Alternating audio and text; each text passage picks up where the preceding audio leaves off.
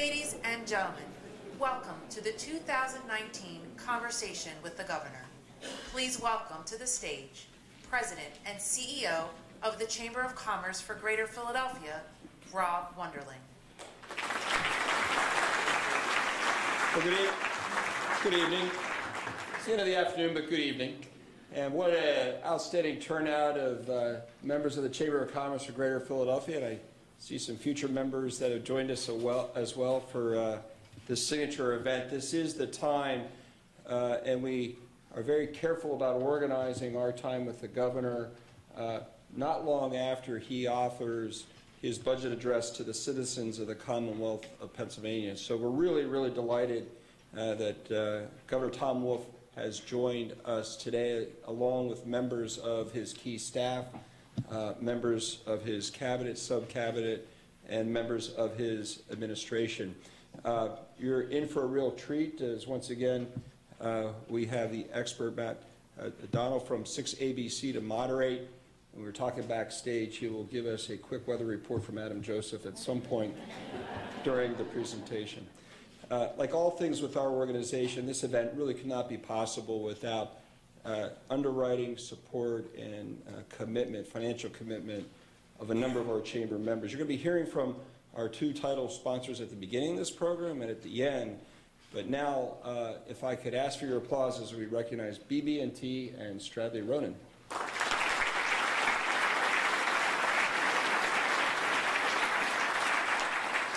If you could just hold your applause as we have a good list of chamber members that are also sponsoring today's event: 6ABC, Comcast, NBC Universal, Eisner Amper, the General Building Contractors Association, PECO, Pfizer, the Philadelphia Convention and Visitors Bureau, United Healthcare, Visit Philadelphia, Westchester University, WeWork, and not on the banner, but a newly minted chamber member that just joined a couple days ago is Brightside Academy. And Brightside serves approximately 5,000 inner-city school students, pre-K students throughout the entire Commonwealth, one of the largest providers of such service in Pennsylvania.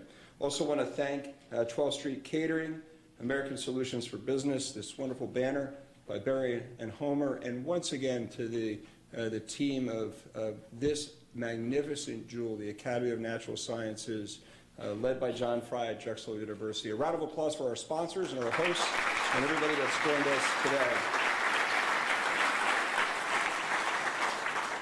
So without further ado, allow me to introduce to you a past chair of your Chamber of Commerce for Greater Philadelphia, the managing partner and chair of Stradley Ronan, Bill Sasso.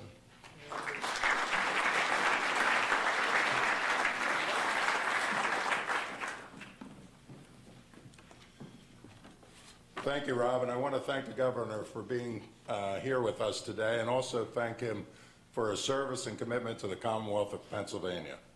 Also, Matt O'Donnell, a special thanks to you. Stradley Ronan has been involved in sponsoring this event for a number of years, and I have to say that Matt's preparation and involvement is absolutely first class and highly professional. For those of you in the audience who wake up each morning as I do, watching Matt anchor the news on 6ABC, you know exactly what I mean. I would also encourage you to catch Matt on the mornings that he hosts Inside Story on Sunday. He and his guests provide an in-depth analysis of what's happening in the greater Philadelphia region. Governor, if you don't mind, I'd like to borrow heavily from your swearing-in speech, which you delivered last month in Harrisburg. I have to say it was truly inspirational because it not only highlighted the accomplishments of your first term, but it also constituted a tip of the hat to legislators on both sides of the aisle, who you acknowledge assisted in your efforts. If I had one political wish, it would be that your bipartisan approach could be emulated by others in the country, especially by those politicians on both sides of the aisle in our nation's capital. As a board member of the National Constitution Center, I was especially touched by the governor's reference to our Commonwealth's important place in our country's history. As he stated, that Pennsylvania is where America declared its independence. It is where our founders wrote not one but two constitutions and sparked our nation's ever-evolving political experiment with those very important truths. we hold to be self-evident, and yet we still seek to fully realize.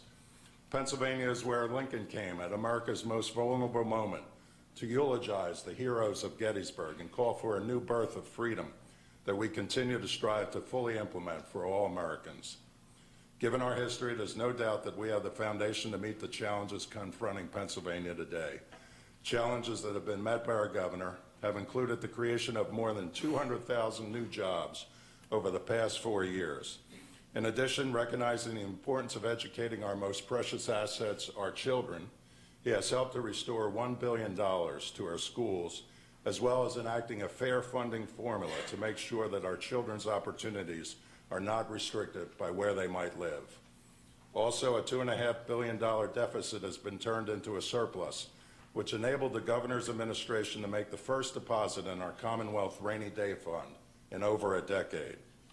Medicaid has been expanded to cover over 700,000 Pennsylvanians, and the CHIP program has been expanded to provide needed health care to over 180,000 children.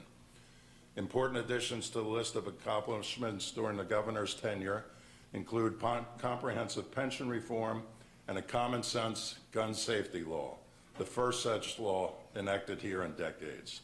The list for the governor goes on and on. True, the governor didn't accomplish all of this and so much more by himself. His outreach to Republican legislators, remarkable especially in today's political environment, set the stage for many of these accomplishments. As he stated in his address, and I quote, "We all come to public service with convictions that we know we can't compromise. I certainly do, and I know my friends in the legislature do as well. So sometimes we'll disagree, and sometimes we'll have to agree to disagree. But that doesn't stop us from working together to make progress for Pennsylvania where we have common ground." He then went on to quote Senate Majority Leader Jake Corman, who said, "We're not like Washington. We can work together here in Harrisburg. We can get things done." Thank you, Governor, for getting it done. Ladies and gentlemen, please join me in welcoming Governor Tom Wolf and Matt O'Donnell.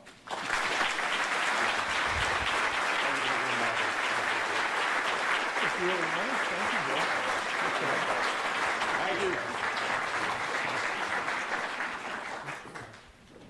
Governor, Matt, thanks for joining us. Thank you. I'll be recording this for a podcast. I'll tweet some information about this later in case some people would like to listen to our conversation later. Thanks for coming in. Thank you. Congratulations on your reelection. Thank you. I was trying to think of a phrase to sum up your campaign, and I came up with this. That was easy. See, that's what I like about this show. You laugh at the lamest jokes. So did you learn anything about the state, about yourself, and how did it compare to your first campaign? Well, a governor's term limited in Pennsylvania, so it's the only time I could run for re-election, and I'm very satisfied with that. I'm not sure why any body in public life would be against term limits. That's what I learned. We've been through this before. Explain to me how a state that President Trump carried in 2016 was able to re-elect overwhelmingly its Democratic governor and its Democratic U.S. senator. I think the people of Pennsylvania are looking for leaders they have some confidence in, some trust. And I think they're looking for competence, and they're looking for integrity. And if they don't think that the people running give them that, they're not going to support them. You know, if they think, on the other hand, that they do see some areas where they can trust the person, they'll vote for that person. If Scott Wagner came up to you before his campaign and asked you some advice, what would you tell him? I've known Scott a long time. We're both from York County. Sure. So you know, we basically just ask each other a lot of questions. But I don't think we gave each other too much advice. Was the Alex Trebek debate a little strange for you? How was that? Debate? I mean, it was like tough getting a word in edgewise. It was an unusual exercise. So you'll leave it at that? Yes. Do you feel the voters deserved more than one debate from its governor's race? No, I didn't. And I think both the Wagner campaign and my campaign made a big effort to get our views out and the distinctions between us. And I think that's what's important, that in a democracy, people need to make sure that when they go to vote, they understand what the differences, what the contrasts are. And I think they had that. And 1 or 2 or 3 or 10 more debates would not have changed that. You mentioned you're now term limited. So the idea a lot of people have is that, well, now this is Governor Wolf unshackled, unleashed, and he's going to go in there, he's going to be brash, and he's going to be bold, and he's not going to care about what people think. And I haven't gotten that sense from you as to that's going to be your temperament.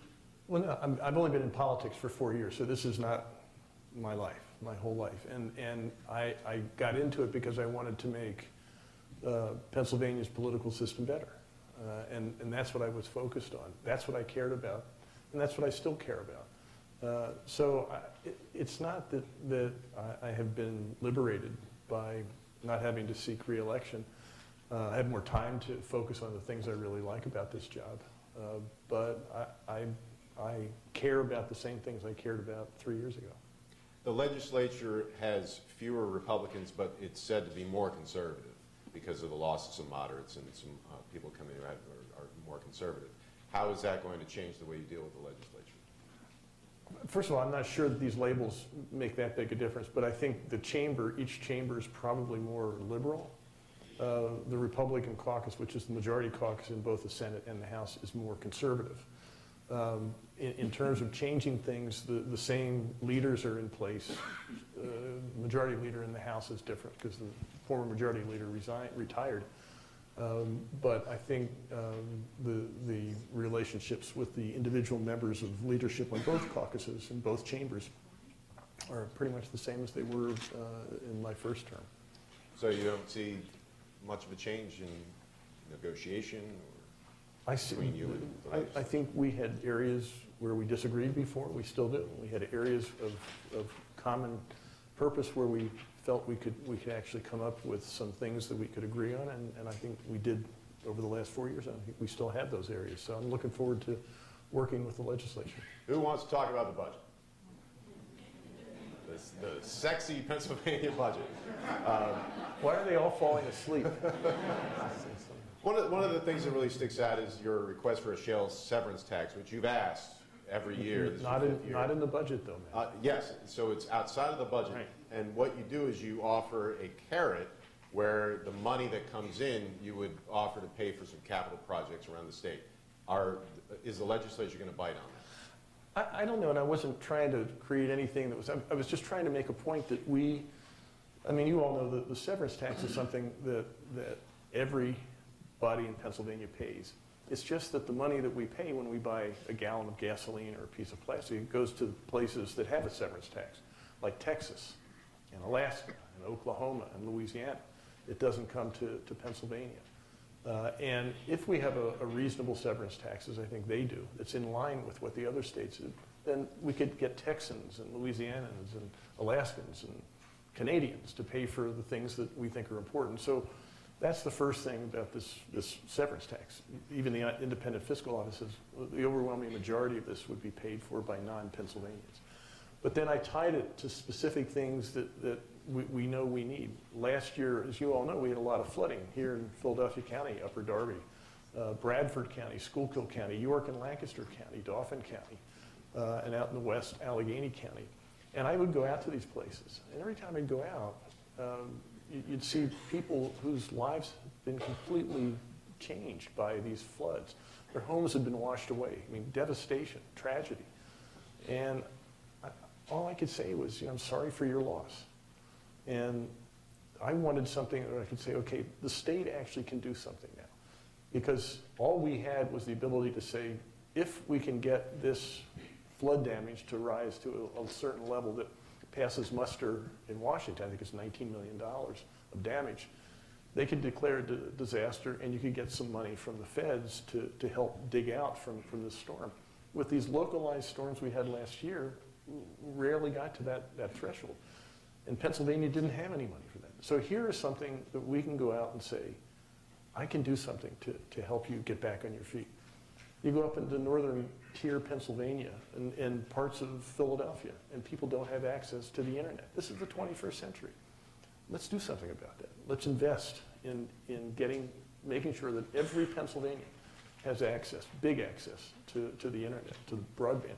And that's what this is about. So instead of tying this to some amorphous thing that might go through the general fund, I separated it from the budget and said, let's use this source of funding and let's dedicate it, $4.5 billion, to really making lives better.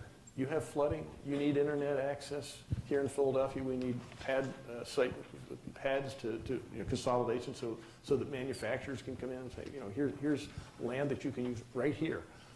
This is what we could use this for. It would actually go directly to these folks. So I wasn't trying to sweeten anything. I was saying, we need this. Here's a source of funding that would really not only not hurt anybody, it would actually help us bring money in from outside. Let's do this. Are you concerned about the pipelines and the behavior that's been taking place, the sinkholes, the idea that the Chester County DA has opened a criminal investigation, said that some companies were hiring what he called muscle at the scene of some of these sinkholes? Yeah, I am concerned. And I want the gas industry to be wildly successful in Pennsylvania because that'll make Pennsylvania successful. And part of that is to make sure that we have ways to transport materials, like gas, from one place to another. But you have to do it right. And we have a lot of people who are constructing pipelines who are doing it right. Some are not. And as you might know, on Friday, I shut down that pipeline. No new taxes in your budget. Right. Something you're proud of. I'm proud of two things. One, that I could actually make over $500 million of new investments in things that all of us think are important, like education, like training.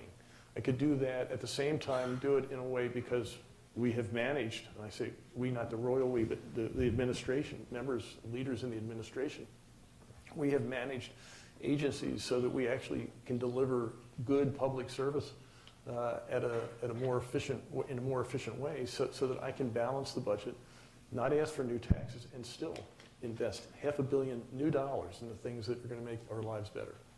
During your inaugural address, you said that you want Pennsylvania to be a place where we don't wait around for Amazon to move here because we're building the next Amazon. That's a pretty big statement to say you're building a company that's going to have an enormous market cap, bigger than maybe ever before. How many of you for Pennsylvania? Put your hands up. Yeah, look. So am I wrong? We should be very proud of our state. I grew up here. I was born here. And I keep saying this. If you just sort of, from an objective point of view, just looked at all the states in the union and listed their attributes and then looked at them, Pennsylvania would be the dominant state in this country. We have 2 world-class cities. This country started here. The Declaration of Independence was drafted and signed here, and it was reaffirmed in blood at the Battle of Gettysburg in Pennsylvania. This is an amazing place. I built a big business here, and it was headquartered in York, and a lot of our workers were Pennsylvanians. This is a great place to do business. There is not one thing that I would not be proud of. It's a beautiful state. It's a big state. It's located in one of the best places in the world, smack dab in the middle of one of the richest markets in the world. So I keep trying to use this position and the bully pulpit to keep saying, hey, come on, Pennsylvania, we're really great. You don't have to brag about it. We don't have to be arrogant about it. But I think we ought to have the self-confidence that we have a lot of good things going for us, and that's what I was trying to say in that inaugural address. Was HQ2 a sham? I don't think so. I think they were really looking. I think we learned something from doing that. And I think one of the things we learned is how good we are. We have some things we need to do. I think the workforce readiness that the chamber and right and left have come together on, we recognize we have more work to do there, and I think Amazon sort of reinforced that. But in the course of looking at what we do have, I think we could also take great pride in the fact that 2 of Pennsylvania's 2 major cities were both finalists in the Amazon list. That's pretty impressive. Apparently, Amazon is reconsidering the New York City site because of public opposition. Do you foresee reopening the game and maybe getting back in, or have you I'm got a always, phone call? always talking, always talking. Okay. I'm always selling Pennsylvania. Are you happy with the state of the roads? We have snow coming in. It's going to. What a question. We have the temperatures are going to be fluctuating. We're going to have more potholes out there. I know the pothole thing is a huge issue too for people in this part of the state. Right.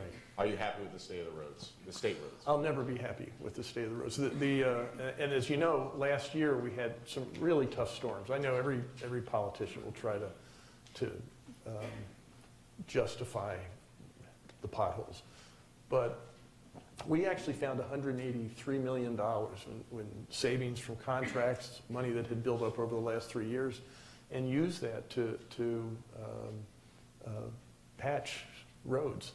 And it was just that, patching. In fact, I went out and participated in 2 or 3 of those patching expeditions, which I think proved to me that I should not be doing that particular job.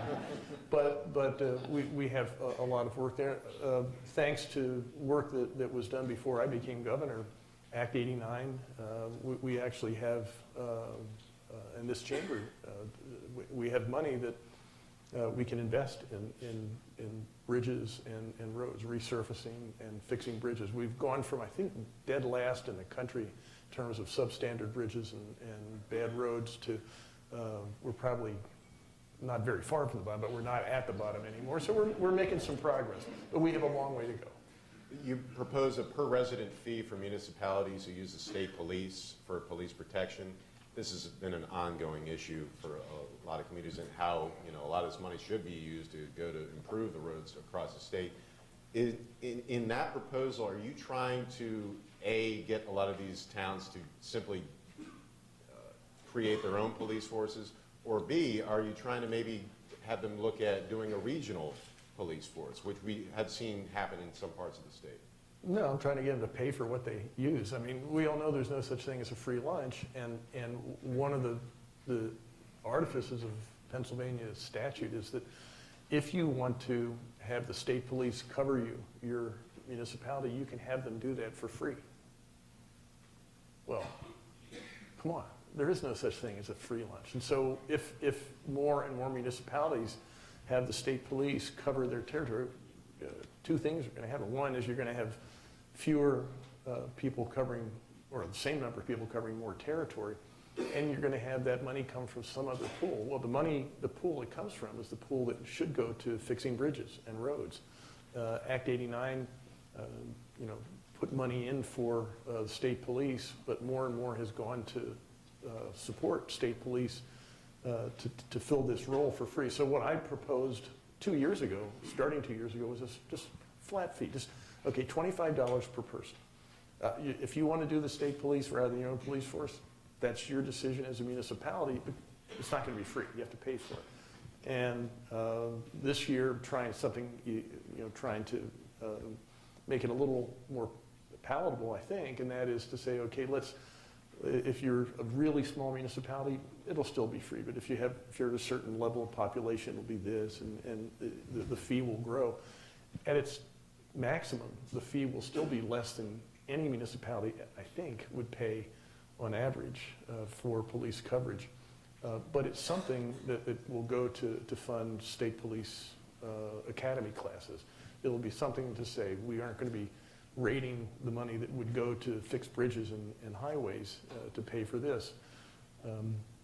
So I'm not really trying to get people to stop using it. I'm not trying to get them to do anything other than just pay for the service that they want. Governor Rendell proposed putting a toll on I-80, and that fell flat. Have you ever discussed proposing that again, doing a trial balloon of some sort? To try and create new revenue? No. Moving right along. Flat out no. I've only been in politics for 4 years, but I learned some things. The Philadelphia School Board, it's been nearly a year since its formation, the end of the SRC. Are you happy with what you've seen so far with the Philadelphia School Board in the district? Well, yeah, I mean, the First of all, I was a strong supporter of local control. Every other school district, I think, in Pennsylvania is controlled locally. There are some school districts, a handful in distress that have a temporary receiver, but the idea is that your school district is under local control. And so I supported that. I also support more funding from the state for all school districts, including the school district of Philadelphia, and I think we still have a ways to go to get to that. So I know Bill was talking about putting money back into the school system, but Pennsylvania remains fairly low in the rankings in the country in terms of the state's funding its share of public education. And that affects school districts all across the Commonwealth, including right here in Philadelphia. So I'm not happy with where the state is in terms of investing in its school system. The state college system, the chancellor said it's not a pretty picture. Have we gotten to the point where we really need to consider perhaps closing some schools, making some schools more like major specific, rather than offering a broad, liberal arts education? I don't think we're right there yet. I think what Matt's talking about is we have a new chancellor of the state system of higher education at 14 state universities, from Westchester, Cheney, Kutztown, Millersville, Shippensburg, all across California, Slippery Rock. And he comes with amazing credentials. He was with the Gates Foundation before he came to Pennsylvania, and I helped recruit him.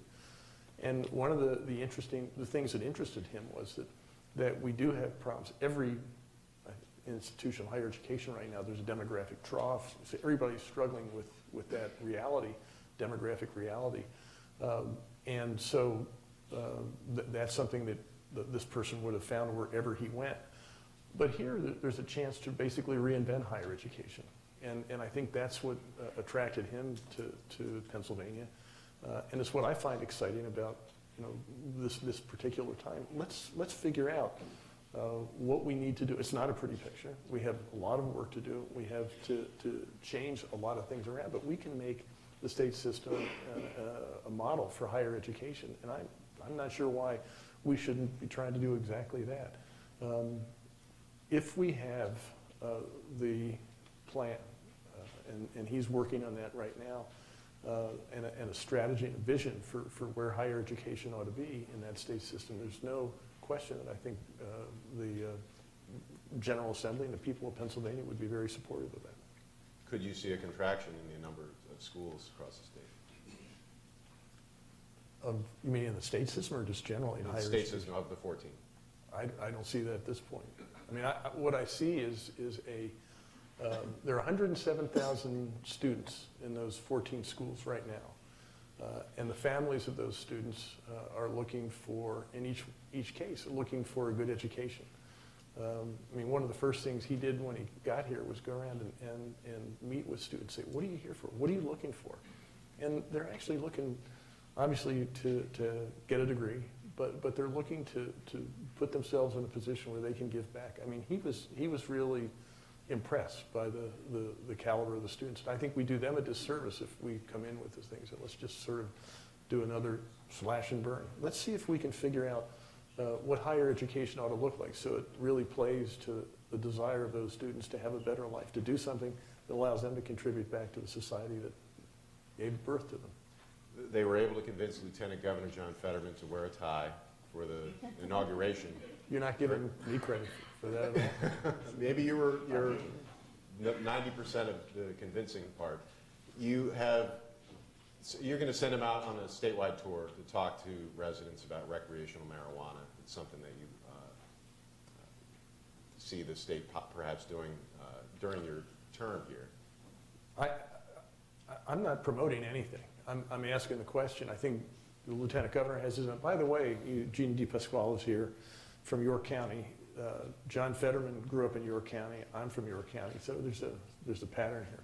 But he's actually going out to find out what the people of Pennsylvania think.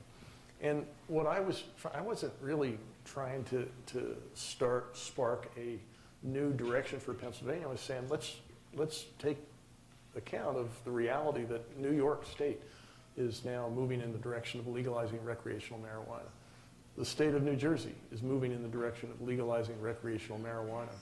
Now, we can do one of two things. We can duck our head in the sand and just ignore what's going on around us, or we can just put our heads up and ask what is happening here, and is it time for us to start thinking differently about this? It's a question. It's not an answer, and that's all I'm trying to do, and I think he has his own ideas about what he wants to do, but this is really a listening tour.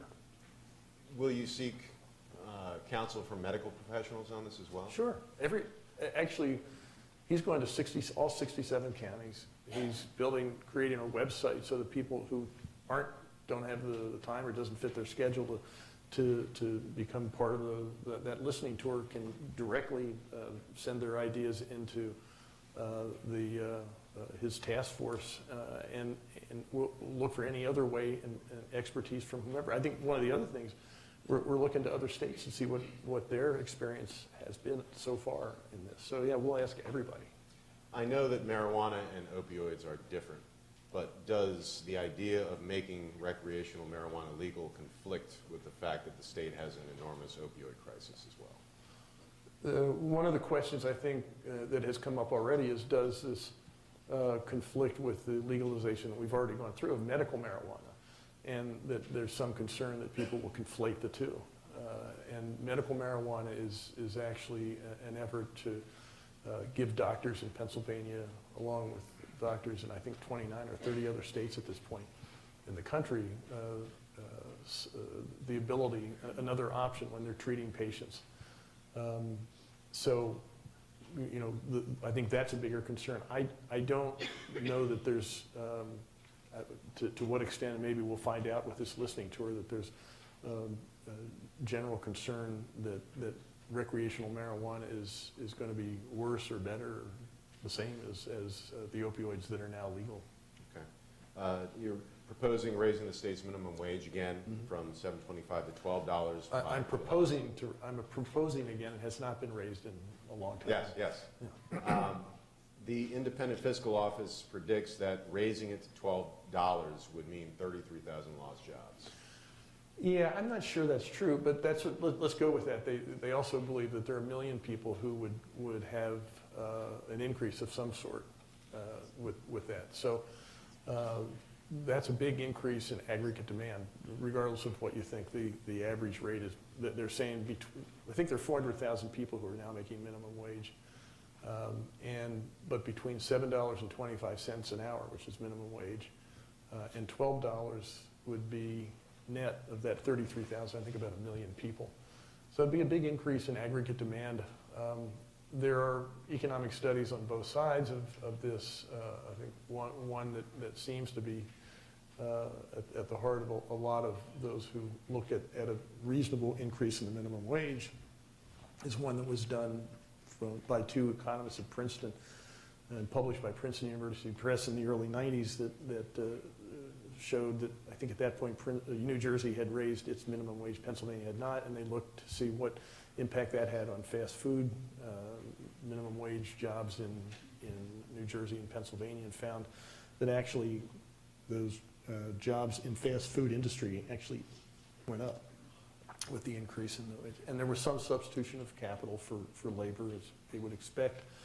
But you also had a lot more people who could afford to buy the products that those organizations were selling. So obviously there's a healthy debate. What I tried to do with this proposal was say, okay, this is an area where we actually are all paying for this. Because if you're making $7.25 an hour, you actually qualify for public assistance. And if we look at that couple $100 million right now, if we said, I'm going to take the savings, some of the savings, like half of it, and put it into higher compensation for people who now take care of our parents, our grandparents when they're in their homes, our kids, home care, and people with intellectual disabilities, we're going to raise their compensation. The net is still about $119 million, I think, the first full calendar year, $119 million in taxpayer savings. So there's always some subjectivity in what is the right level to raise the minimum wage or what level to have it at. But this is a pretty good one that all of us are all paying for the fact that companies who don't pay for that have their employees basically getting subsidized from the rest of us. And I think that the free market is a free market, not a free ride. And I think the minimum wage that I'm proposing would actually get us to the point where we're not subsidizing those companies. You say your worst day on the job as governor was the Pittsburgh massacre. Yeah. And you had the Tree of Life Rabbi Jeffrey Myers at your inauguration, gave the invocation. Is it time for the state to take a look at its gun laws and to tighten them in any way? Yeah. And Pennsylvania did, actually, the first time in decades. We passed a bill that took guns out of the hands of domestic abusers. That was in the last session, a couple months ago. I still believe we ought to have universal background checks, which would plug the Pennsylvania gun show loophole. I, along with, I think, every Republican and Democrat out there wants to ban bump stocks. I want to ban military assault weapons. Those are the things that I believe we ought to do. I'm not sure we can get all those done, but I have called for those for many years, and I will continue to do that. You don't want to run for higher office, right? That's right. My wife and I have been married 43 years. If I came home and said, Francis, let's go to Iowa, I wouldn't make it to my 44th anniversary. So you're not going to run for president, but if Beto O'Rourke or Kamala Harris came up to you and said, you know, we really need you on the ticket, you would just say, no way. That's right.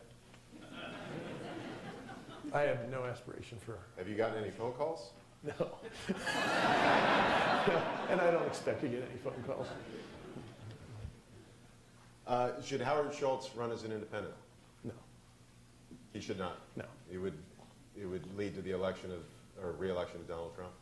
Well, I think that's one reason, but I'm not sure that, I think that shows somewhat of a cavalier attitude toward the American political system. I think I was stretching it a bit when I ran as an amateur back in 2014, but I went through the hoops, and I think if you're going to run, especially as an outsider, as a first-timer, then go in and reform the system. Just don't sort of dabble and say, I'm going to sort of poke in here from the outside.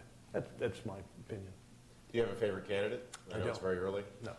Out of the 565,000 people who are running? No, I don't. Do you have any reaction to the indictments of John Doherty and City Councilman Bobby Heenan? Yeah, I mean, you know, people who do wrong should be held to account. And that's true whether they're in organized labor or in a business organization. And I'm sure the legal system will run its course, and they will be held accountable as they should. What was the defining issue for your first term, and what do you want the defining issue to be for your second? There are a couple of things. First of all, from the point of view of policies, I think we really need to invest in education, whether you call it workforce readiness, education, schools, but we need, in a limited government market economy, government shouldn't try to do everything, as I said in my inaugural address, but it shouldn't do nothing either. And one of the key things is to equip people with the ability to function in that market economy. And so that's education, that's training. So I've been focused on that from the time I started running to this last budget, and I will continue to focus on that. I think health care. I expanded Medicaid within a week or two of becoming governor 4 years ago, and I still think that's important, and I'm looking for ways to make sure that people have better access to health care. I'll continue to work for that. The opioid epidemic is killing Pennsylvanians. We've got to figure out how to stop that. We've got to make sure that we keep investing in jobs where it's appropriate. For example, the Port of Philadelphia, the state has invested in the last 3 years like $300 million, and trying to make sure that the Port of Philadelphia actually is the great port it deserves to be with the right equipment. We have 5 big electric cranes coming into Philadelphia. I think 2 are already there. So I think that kind of thing is important. But I think the 2 other things get back to trust. I think I want to continue to do what I hope gets Pennsylvanians to trust that their government is competent, that we can actually be fiscally responsible. And I also want Pennsylvanians to trust that the people who are serving them in places like Harrisburg are honest and have integrity. And I think those two things are actually the most important things. If the people of Pennsylvania can't trust their government to be competent and or honest, you're never going to get to a point of saying, let's invest in education, let's invest in this, let's do that. On the other hand, if they trust you, they'll actually, the voters will actually say, okay, give them some rope. I don't necessarily agree with that particular policy, but let's see if it works, because this candidate has actually shown that they're trustworthy. How's the job changed you over the last 4 years? I was going to say I lost hair, but I actually didn't have any to start with. I think I have a much greater respect for our democratic institutions. That's with a small d. That actually the voters and the citizens of Pennsylvania actually are pretty smart and have a clear idea of what they want.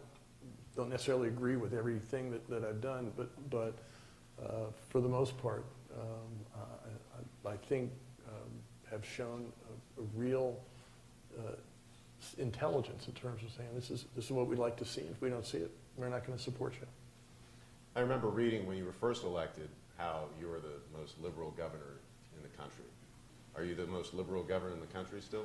I don't even know what that means. I have not changed. I built a business in York County. It was headquartered in York County. When I left, we were in 33 states. We had major facilities in Massachusetts and Georgia, very successful. And we became successful because we treated people fairly. We treated our employees fairly, treated our customers fairly, treated our vendors fairly. And those things actually matter. I shared, 20 to 30% of my net profit with my employees on top of really great compensation, Cadillac benefits, and that made me a very profitable company. So I think the pragmatism of fairness is what I believed 4 years ago, and I believe it right now. If that makes me the most liberal governor in the United States, then so be it. Moving back to your comments about Amazon, I wanted to touch on Grow PA, which the Chamber, it's a big project with them. Do you foresee some big ideas, some big projects coming to fruition through that? Yeah, I mean, we were talking about that before this meeting with the executive committee, and what's really interesting is that, again, my experience in business was that you treat people fairly, that you invest in the things that actually can make a real difference. And that's not a liberal or conservative thing. That's just something that actually moves a place like Pennsylvania or Philadelphia forward. Grow PA is a set of initiatives that looks exactly, I'm just saying, like my budget. And we actually had a really good conversation, which is very unusual to have a Democratic governor and the Chamber of Commerce look at each other and say, so we sort of agree with each other. And I think that's the important thing. It's pragmatic. We can actually move Pennsylvania, Philadelphia, Pittsburgh, York forward by doing these pragmatic things. And I think Grow PA, with its concentration on workforce readiness, education, with its concentration on looking at things that Philadelphia, this region does really well, like precision medicine, looking at things like infrastructure. How do we move goods and people from place to place? How do we communicate with each other? These are things that the business community, the Chamber ought to be looking at. It's things that government in Harrisburg ought to be looking at. Will the Phillies get Manny Machado or Bryce Harper? Or both? Okay, you heard it here. I think they're going to get Harper. I'm not sure about Machado. And I'm not sure that who just made an offer? Didn't the Yankees just make an offer for him? We were talking, yes. Why do you say Harper is a better possibility? I think first of all, the Phillies can afford Harper. He's going to be asking for a lot. But I think he'd like to come to Philadelphia, and I think he would be a pretty good fit with Philadelphia. Machado, I'm not sure. But the Phillies are going to be really competitive this year. You say Harper's a gritty player, and you'd fit right in with it. And a good player, and gritty and good, and I think that fits with the Phillies. Are there any Phillies fans here? Governor, thank you so much for your time. Thank you. And thank you for having me again. Governor Tom Wolf.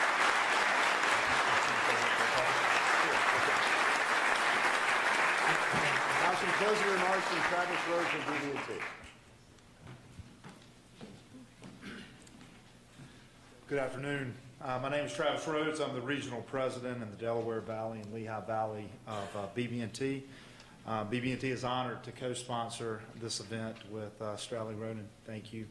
Governor, thank you so much for your time. Thank you for braving the weather, and hopefully getting home before it starts. As a Southern boy, this is a little more than what we're used to. So glad to be here.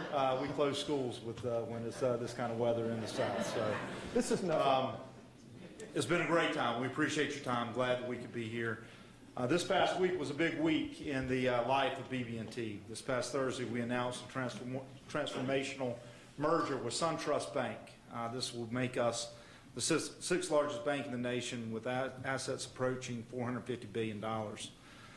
It's a big deal for us. It's a big deal for us here in the Philadelphia and Pennsylvania market as well. What does that mean? What does that mean for this area? What does that mean for BB&T in this area? Well, it means that we continue to serve you as our clients day in and day out. At the core, that's what we do. We realize that every day we roll up our sleeves and we go to work for our clients.